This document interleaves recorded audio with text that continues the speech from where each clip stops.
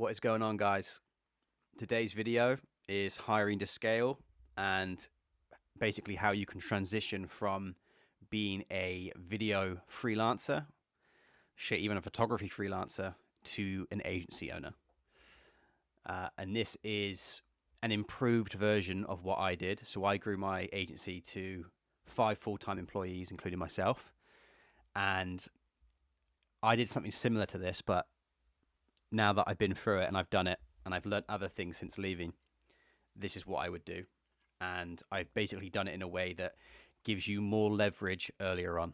So you can alleviate your time and put your time into stuff that has a much higher ROI as a agency owner, as a business owner. So the principles of this graph is we are transitioning from a freelancer who does everything time for money into an agency owner, a business owner. What you need to understand is the more people you bring on, the more leverage you have to do things, the more leverage you have to complete tasks and to add value.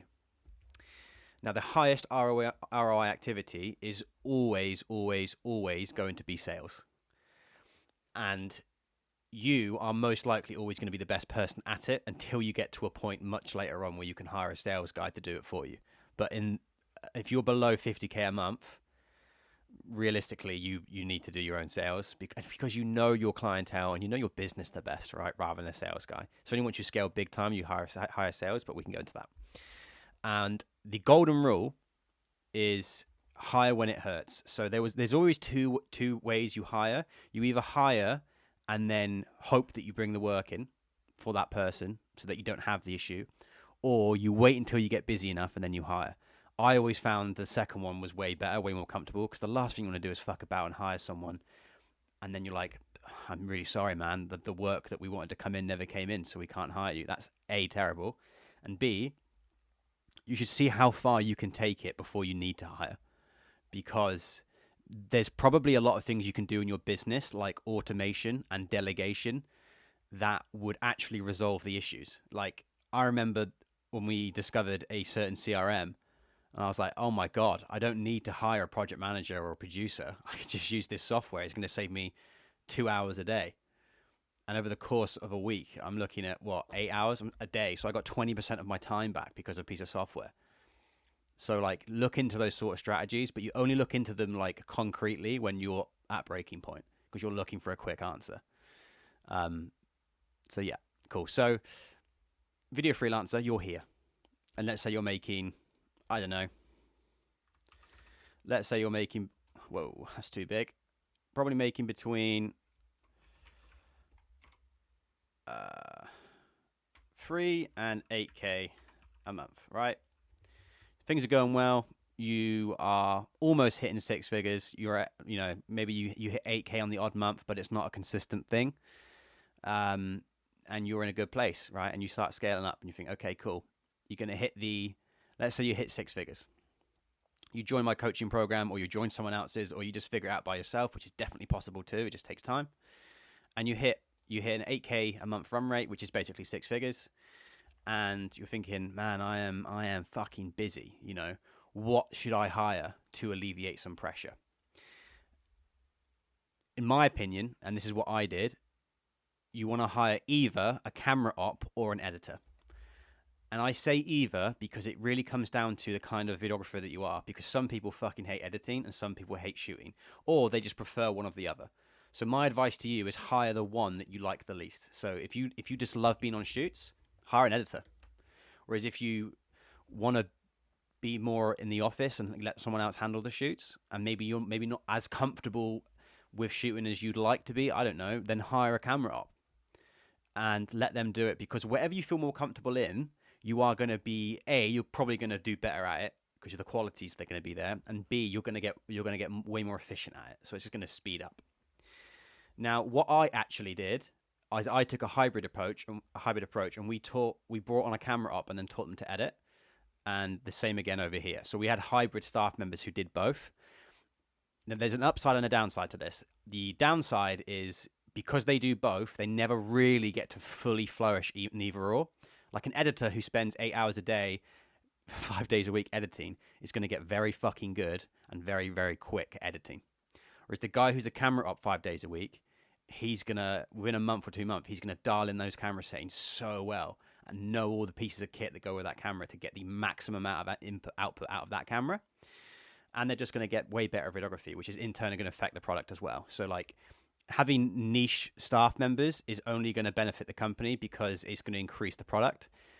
The advantage to having a hybrid model is when we had shoots where we needed a lot of crew, I could take the whole company. You can't really take an editor and get them to DOP or something like that. And it made like resource management way easier. So there's no like right or wrong answers. I think if you want to be like cream of the crop in terms of what you produce, you probably niche down the roles. Whereas if you want to be more nimble, quick, and agile, you go for the hybrid approach. But both have their pluses and minuses. Okay, cool. So like you're around 8K, 15K a month. You bring in a camera op or an editor. That frees up half your time, right? Let's say that you gain, like realistically, you can probably gain back at least half your time, if not more, because they can do all of the things that you were doing. So if you were doing all the video and editing, now they can do half of that. So you've gained back half your time. And as they grow, it'll probably be more than that. And so now you have more time to work on the business and you keep nailing in the client outreach, client acquisition systems, quotations, automation, systemization, all these other things that are going to bring in money, market research, right? And you think, okay, cool. Now you've got time to do that. It's great.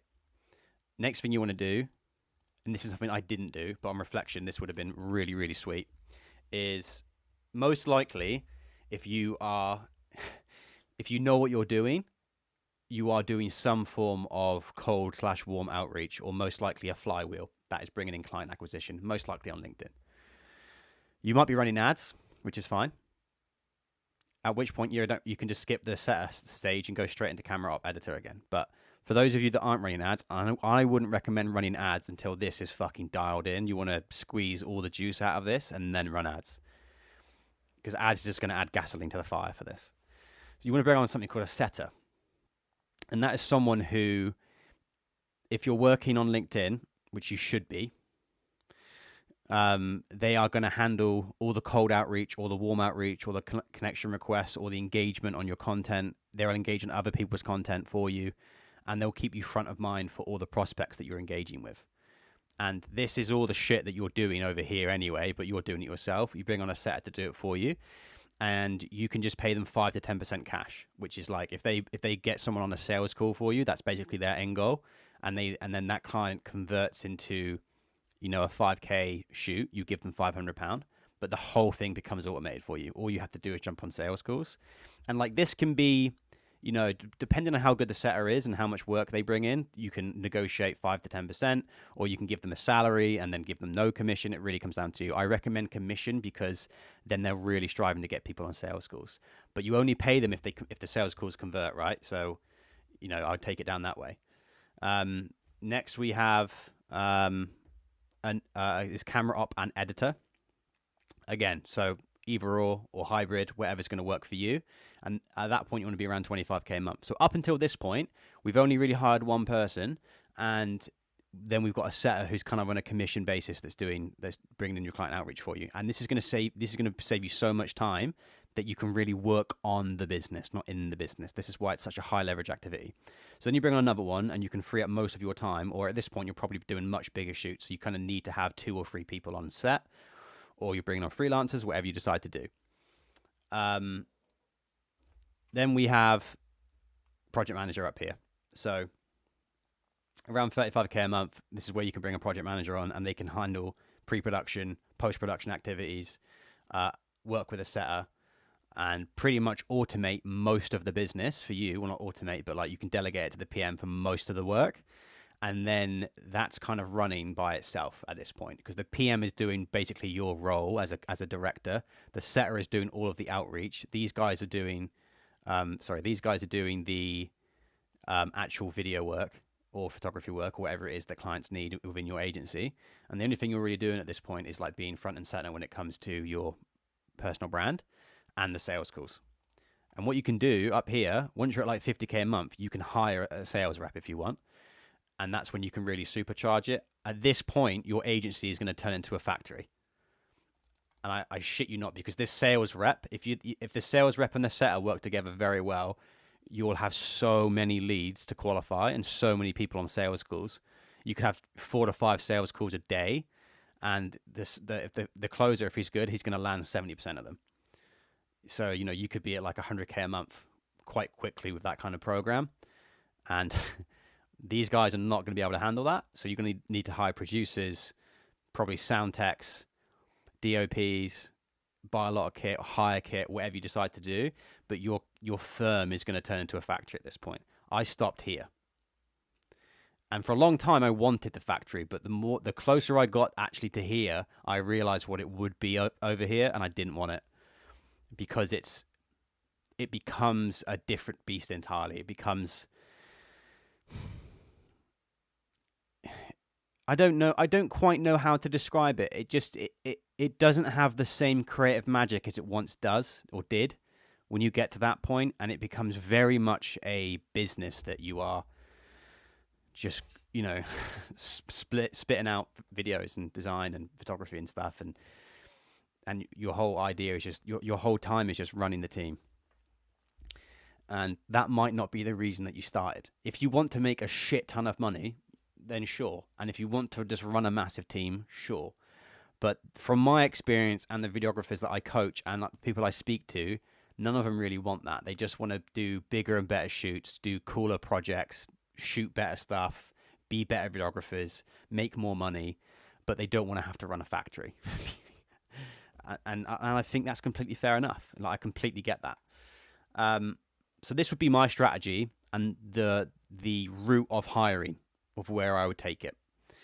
Yeah, I hope that was helpful, and I'll see you guys in the next video.